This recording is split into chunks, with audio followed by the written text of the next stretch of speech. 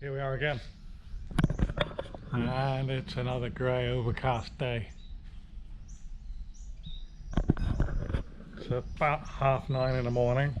I've just finished the work in the office, so for the last 3 days I've had to close off September's accounts, send basically a pack of invoices, sales and purchase, to my accountant.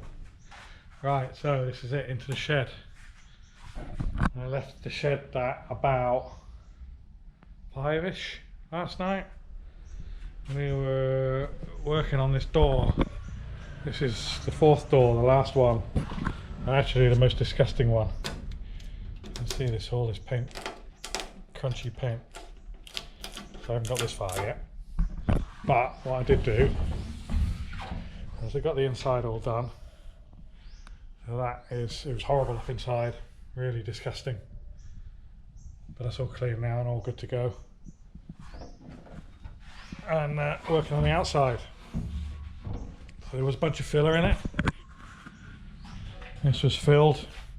So I did the same thing again with the strip and clean, 3M strip and clean disc. Ground that out and then DA'd it flat. So I don't know, another 2 or 3 hours on this and it'll be ready for priming. Over to the whiteboard.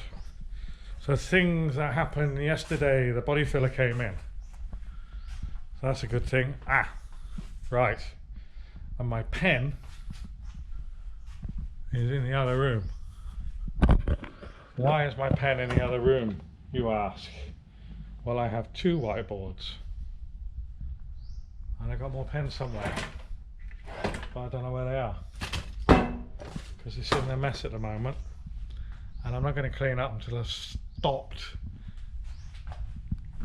sanding down doors. It's really dusty. Hang on, let me go get my pen. Let me get my pen. Well, while I'm getting my pen, I'll show you why I've got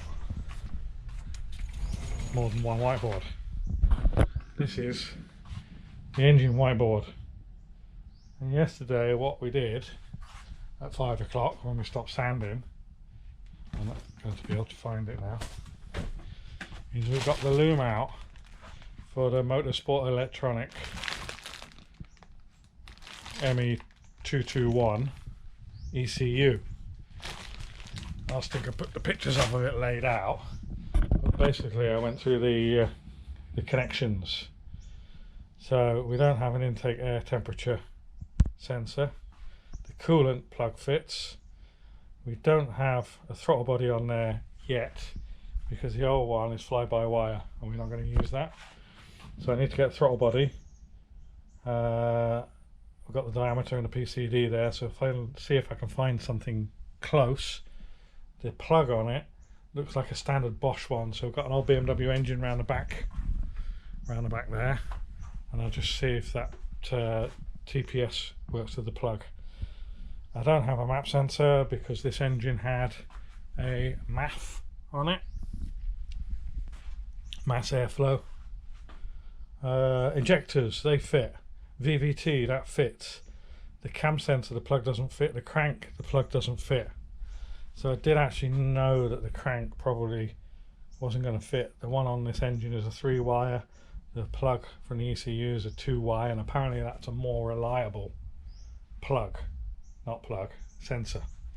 So yesterday I did a detailed email to Motorsport Electronics, giving them all the bits and pieces that I need. The wideband lambda sensor. Now I've looked online and they're 100 quid in the UK, but I can get one here from my local AEM guy. He sells the AEM stuff and MSD stuff and whatnot, so he'll do one for less than 100 quid. That's probably about 80 quid that, so I'm going to order that from him. And the coil, so this is coil on plug, and the wiring loom comes with coil pack, like a Zetec coil pack. So it's like the one I've got on the Escort. So I've got to work out whether I can take the 3 wires out to 4 coils, That's wasted spark. So 2 will fire every cycle.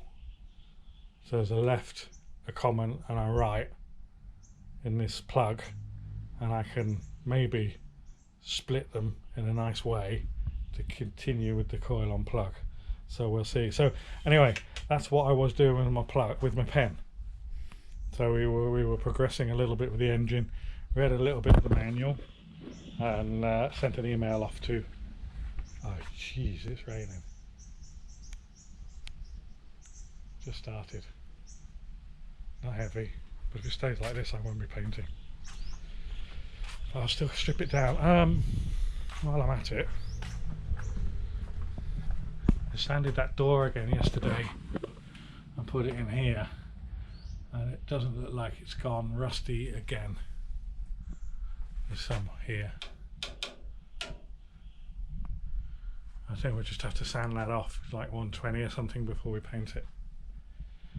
I've been talking to my mate, my paint guy, and he sent me some clips, or sent me some videos from Astil Design, a guy in Australia who builds these Aussie Falcons and stuff, and he uses deoxidine, and he was showing how to use deoxidine. And that's a bit more like use for storage or when you're working on a panel for a long time. So I don't know if I really want to like do the deoxidine thing if I'm going to paint it the next day. So we'll just see what the level of the rust is and how long it is before we get to paint. Might dry up later, we'll see. Okay, right, pen. I've probably got the pen now. We've finished what we need to do.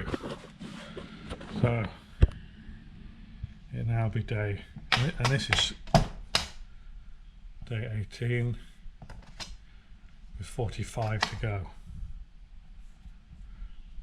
It'd be Thursday all day, but that's a worry because the week's gone. Thursday. What did that say there? Oh, I can't remember. Quick reel back. 5th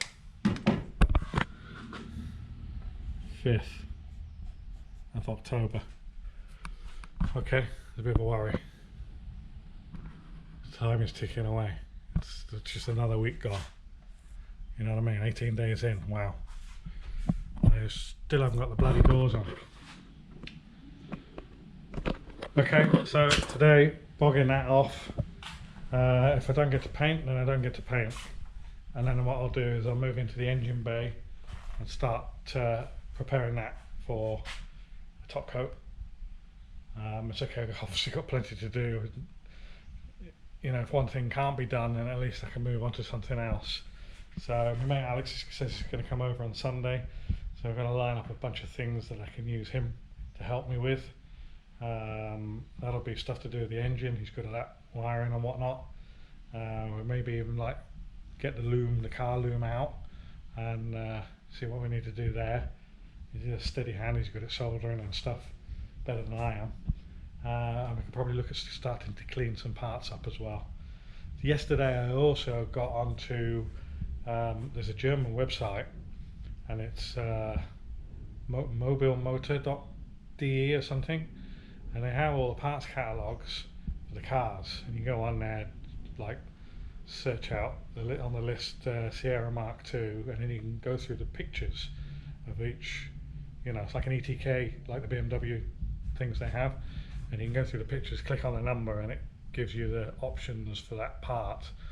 So yesterday, to see what their service is like and how much they charge for postage, I actually ordered the pattern parts. I didn't get genuine Ford ones, and I didn't get adjustable ones, but track control arms.